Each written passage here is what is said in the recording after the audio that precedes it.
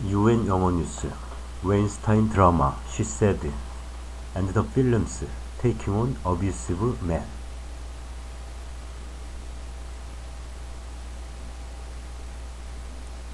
The film about the original expose of Harvey Weinstein is one of many recent works to address systemic male sexual violence. But how effective are they? Asks Hannah Flint.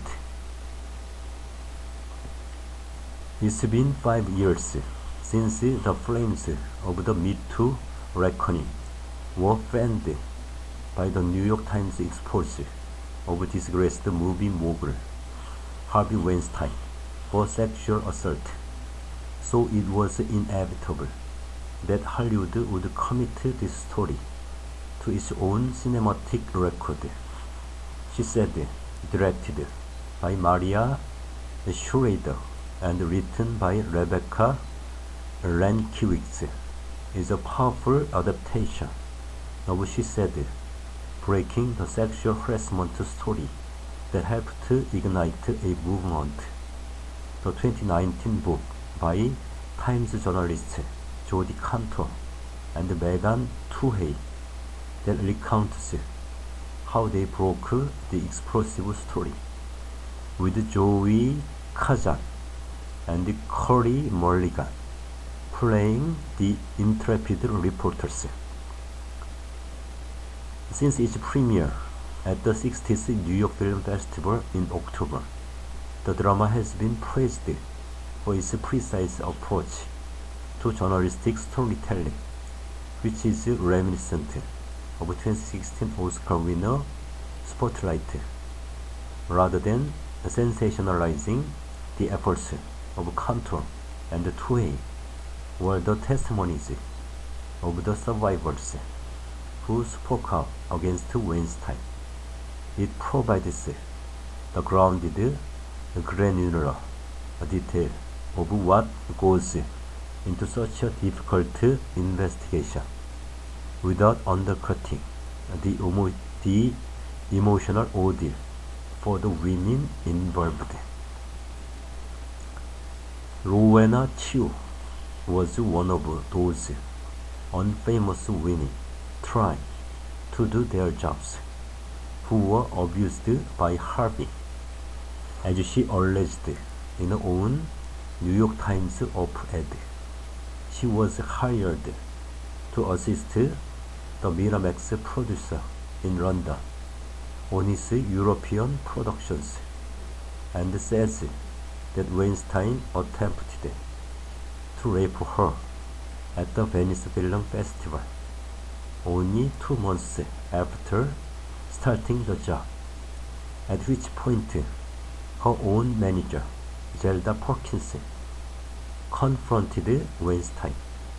She says she was eventually coerced by Weinstein into signing a non-disclosure agreement in return for £125,000 settlement.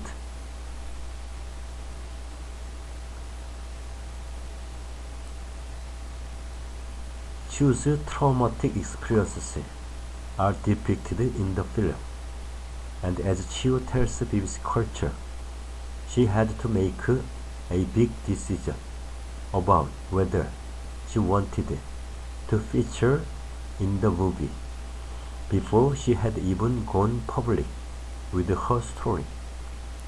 Her allegations had appeared in the original reporting in 2017, but at that point she had chosen to remain anonymous. Kantor and Twohey's book did end up naming her, but 9 months before it was published, when she had not yet agreed to have her name published. She recalls attending a very clandestine meeting where she joined fellow Weinstein survivor Laura Madden and Perkins for a surreal conversation in a Hollywood office to discuss the hypothetical movie as well. because the article was already out and had made such an impact on the world.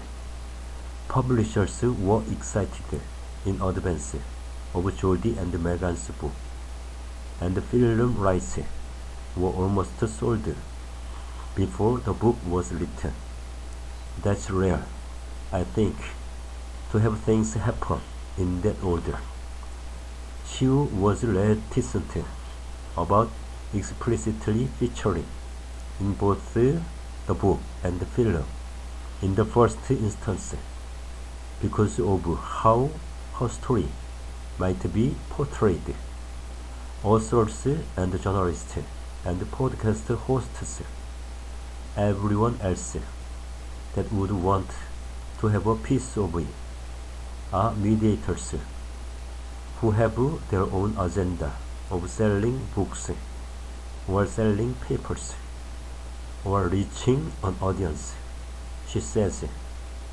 However benevolent and benign that motive might be, that is never going to quite align with the survivors' motivations. Often, survivor stories aren't particularly palatable for audiences, perhaps because they are too raw, she adds. They are difficult, they are confronting, and because Hollywood creates fictional accounts of real-life events, it can be challenging for the survivor to see his or her real story be fictionalized in that way. The emotional impact is so powerful that audiences start to react to the fictionalized account in a greater way than they do to your real-life account. However, when Chiu saw, she said, at the London premiere, she recognized the real value of the film in the reaction of her best friend, who she had told in 1998 about her attack and attended with her. Even though he knew all the events that had happened to me throughout the years, including my subsequent suicide attempts in Hong Kong, he was actually a person that I called in the scene you see in the hotel room, where Ashley Chiu is portraying my suicidal self. I saw him cry at the movie and relate to it in an emotional way that he might not have when I was testifying to Parliament while going on BBC Newsnight, she says. In that moment, I felt proud that the movie is going to reach places in people's hearts that all the other accounts don't. Different styles of interrogation. She said it's not the only narrative film in recent years to engage with the culture of systemic male abuse that has been exposed in the 5 years since the first Weinstein revelations. 2019's Bombshell, written and directed by two men, Charles Randolph and J. Roach, respectively, takes a more buzzy approach to telling the story of the efforts made by a group of female Fox News journalists to expose the alleged toxic workplace behavior and sexual harassment of Fox News head Roger Ailes, a story that broke before Weinstein. TV drama The Loudest Voice also dealt with Ailes' alleged misconduct, this time centering Russell Crowe as Ailes in the story over his victims. Meanwhile, series as varied as The Morning Show, BoJack Horseman, Jane the Virgin, and Grey's Anatomy have interrogated systemic abuses and harassment towards women in the workplace as perpetrated by powerful men, from a breakfast show host and a sitcom actor to a university professor and a doctor. Then there was 2020's Promising Young Woman, which interrogated the behavior of men as a group. The feature debut of Emerald Fennell is started Mulligan as an avenging angel, giving payback to the male spies for the rape and suicide of her best friend, and was a puppy yet darkly humorous comment on the normalized habits of so-called nice guys preying on drunk women. The film certainly sparked a conversation. Focus features partnered with RAIN, the US's largest anti-sexual violence organization, to screen the film in colleges, and its worldwide release launched 8,000 think pieces on the various merits and mistakes in Fennell's take on rape culture, trauma, and the societal propensity for protecting predators. Like Bombshell, it earned significant awards season notice and was nominated for Best Picture, Best Director, Best Actress Mulligan, and Best Film Editing at the 2021 Academy Awards, winning for Best Original Screenplay.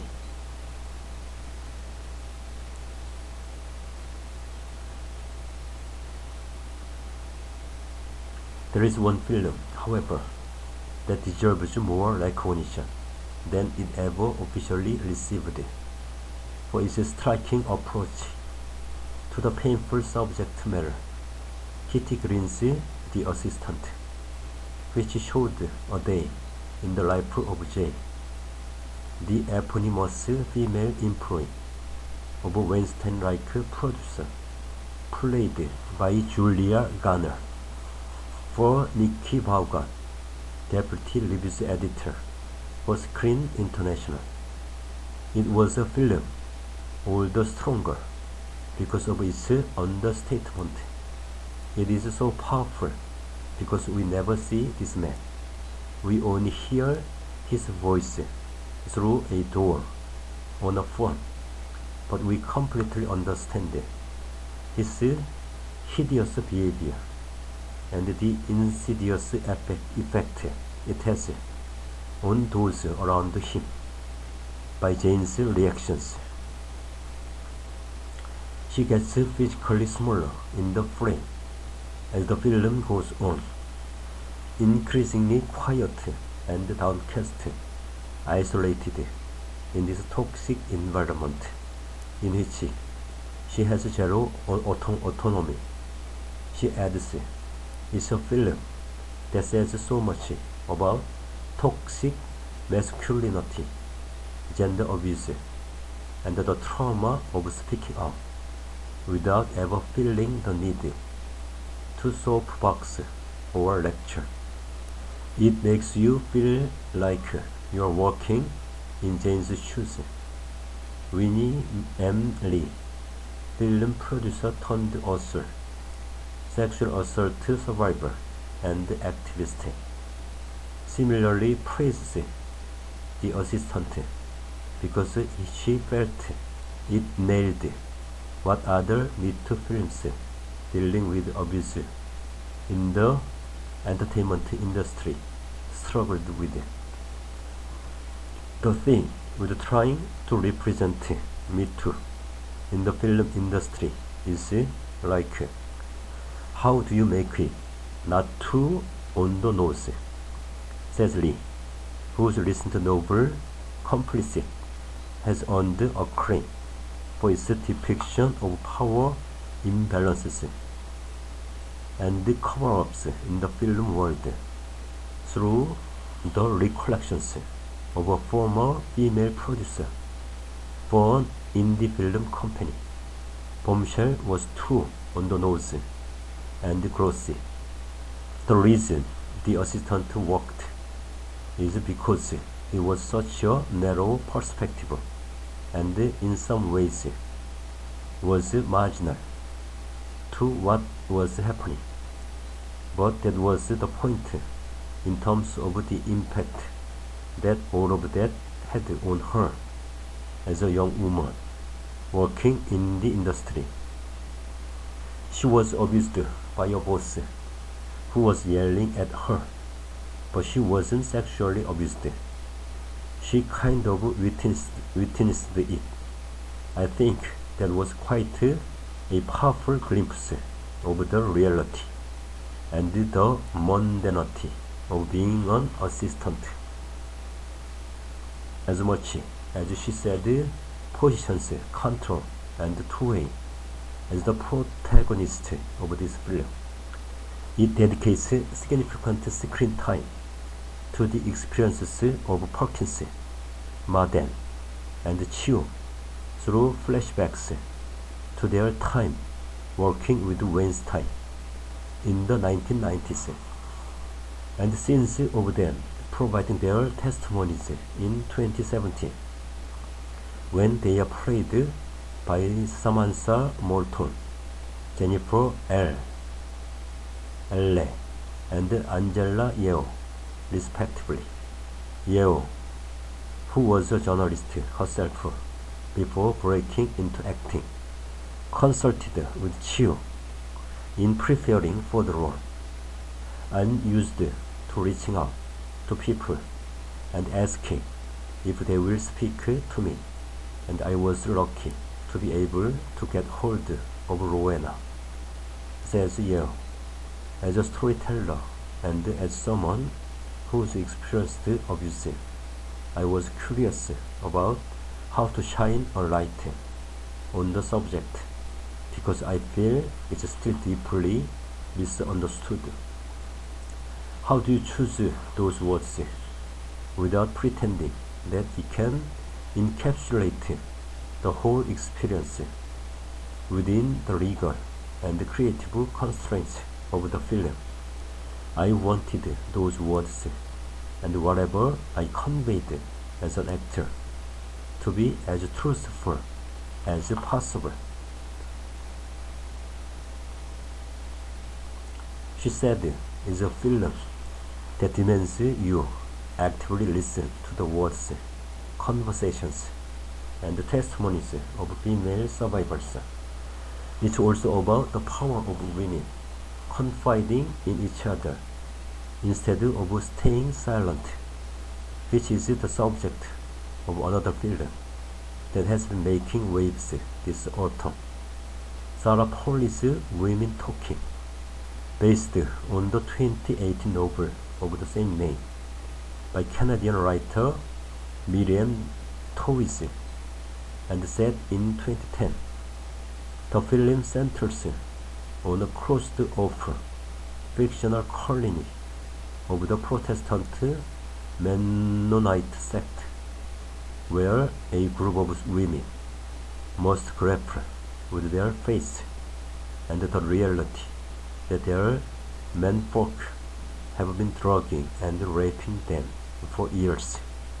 Rage, fury, frustration, sorrow, humor, solidarity, and empathy raise the varying perspectives of characters played by Claire Foy, Jessie Buckley, Rooney Mara, and Judith Eve, who are tasked with debating and deciding what they must do to live in a community without fear.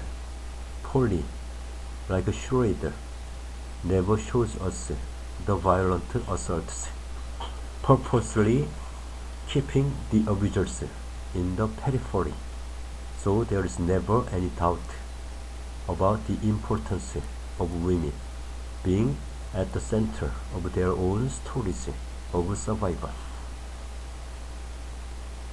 These films have another thing in common. Both are produced by Plan B, the production company set up by Brad Pitt, who has a history with Weinstein. In 2019, he recounted to CNN how he had confronted the producer in 1995 after learning of his alleged harassment of his then-girlfriend Gwyneth Paltrow, something originally revealed by Paltrow to the New York Times in the first 2017 expose. Someone close to Pitt tells BBC Culture that he was the only person to stand up to Weinstein about his behavior towards women at the time.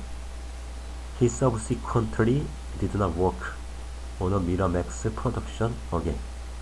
However, the actor would then go on to star in the Weinstein distributed Inglorious Bastards, and his ex-wife Angelina Jolie alleges sought Weinstein out to be a producer on his 2012 film Killing Them Softly.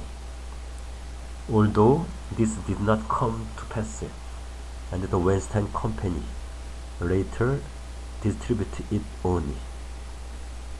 Jolie claims she protested Pitt working with Weinstein because she alleges the movie mogul assaulted her in 1998 while making Playing by Heart.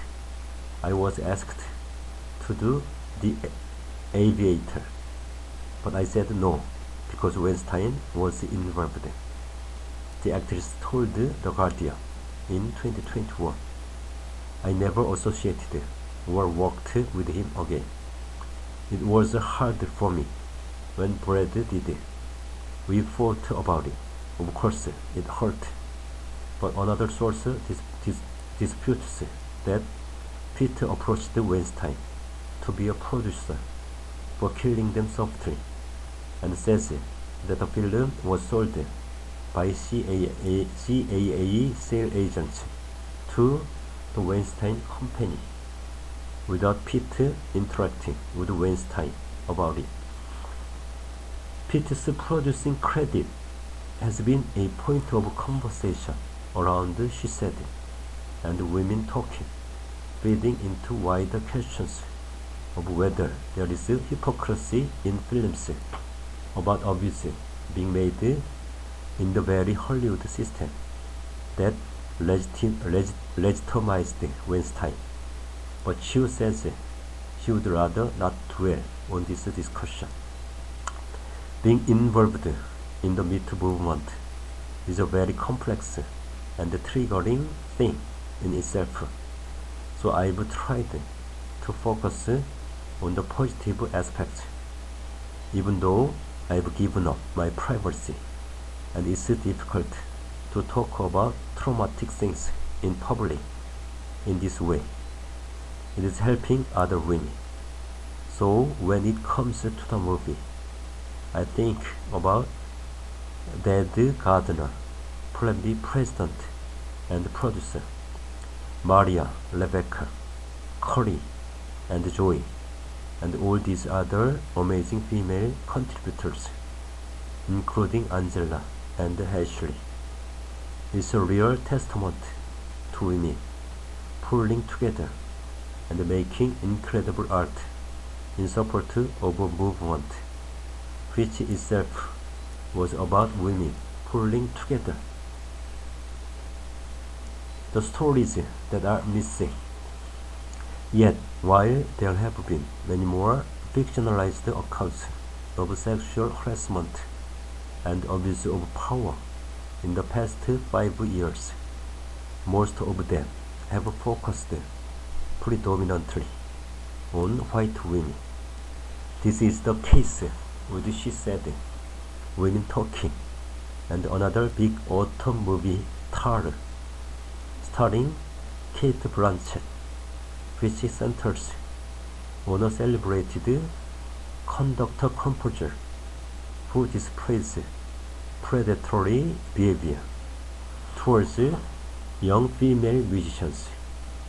So many of the representations of Me Too narratives in the entertainment industry still feature primarily young, white, and of course attractive female protagonists, says Lee, whose lead character in Complicit is a Chinese-American woman and who is Taiwanese-American herself.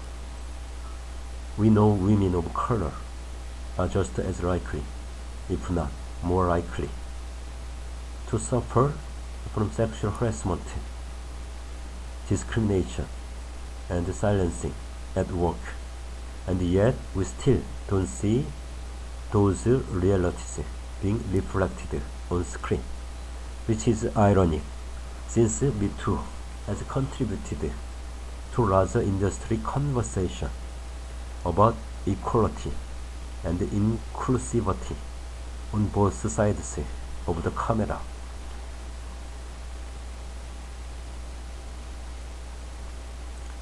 Michaela Coel's 2020 HBO/BBC series I May Destroy You, a semi-autobiographical account of a woman trying to solve the puzzle of her rape while navigating a publishing industry not designed for people of her race or class to feel supported, was a striking exception.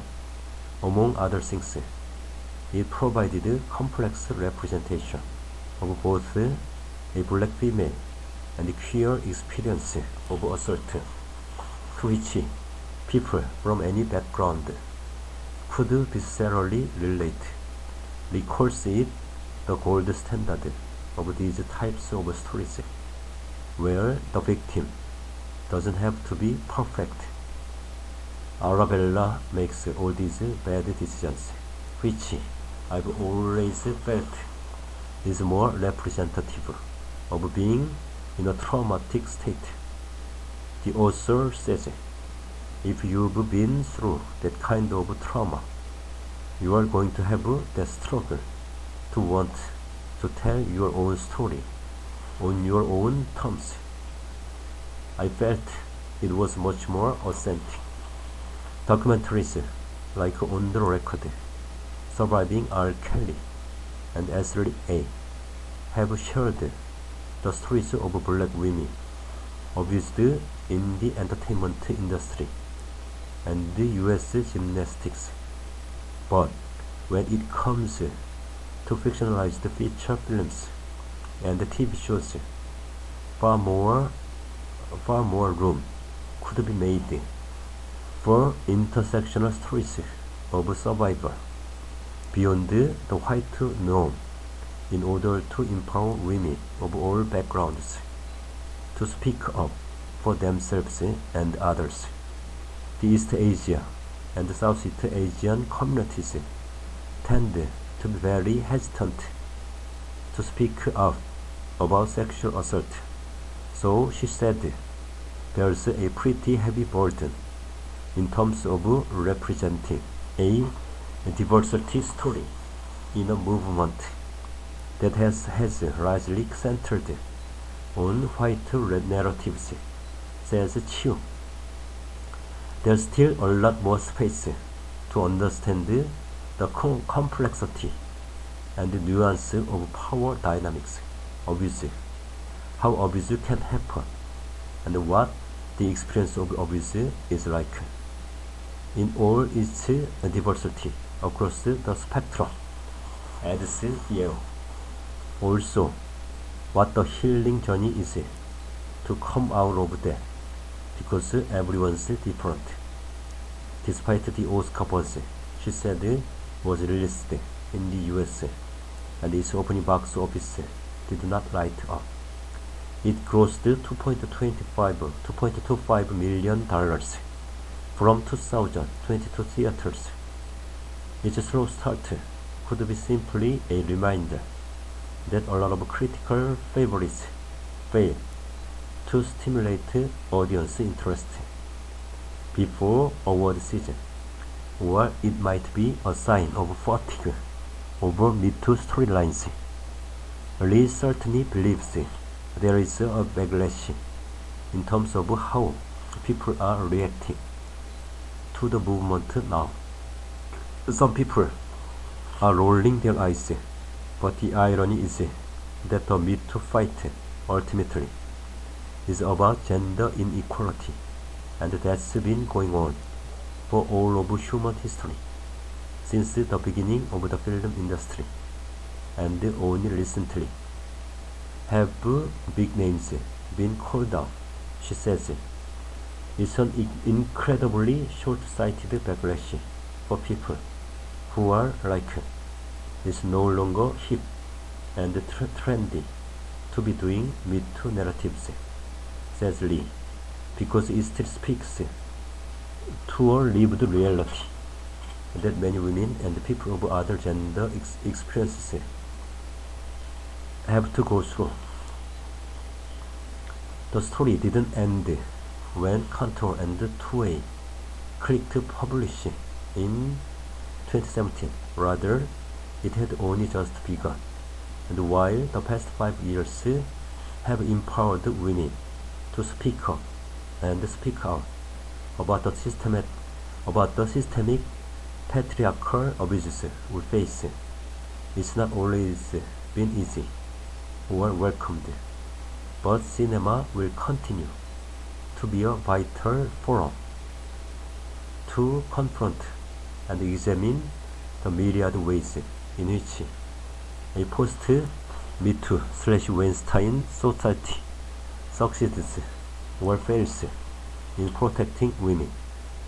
It's important that we keep having this conversation, says Vaughan, that we keep the focus on victims of abuse and allow them to have a voice. She said is out now in US and UK cinemas. Women Talking is released in US cinemas on 2 December and UK cinemas on 10 February 2023.